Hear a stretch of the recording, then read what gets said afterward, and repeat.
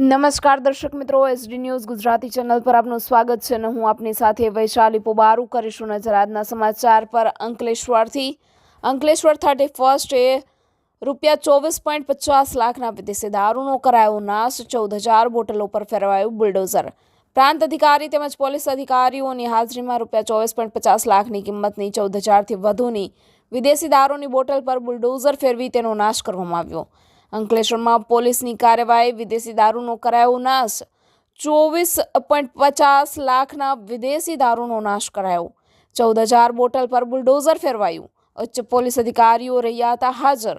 Ankleshwar ડિવિઝનના 3 police મથકમાં ઝડપાયેલ 24,50,000ના વિદેશી દારૂના જથ્થાનો નાશ કરવામાં આવ્યો હતો। અંકલેશ્વર ડિવિઝનમાં આવેલ અંકલેશ્વર બી ડિવિઝન તાલુકા પોલીસ મથક, પાનોલી પોલીસ મથકમાં ઝડપાયેલા વિદેશી દારૂના જથ્થાનો નાશ કરવામાં આવ્યો હતો।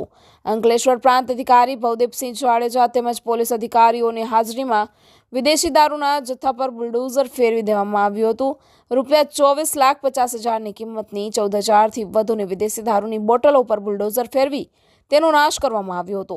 વિદેશી દારૂના નાશ સમયે ચુસ્ત પોલીસ બંદોબસ્ત ગોઠવવામાં આવ્યો હતો। Reporter Jayesh Prajapati, SD news Gujarati, Ankleshwar.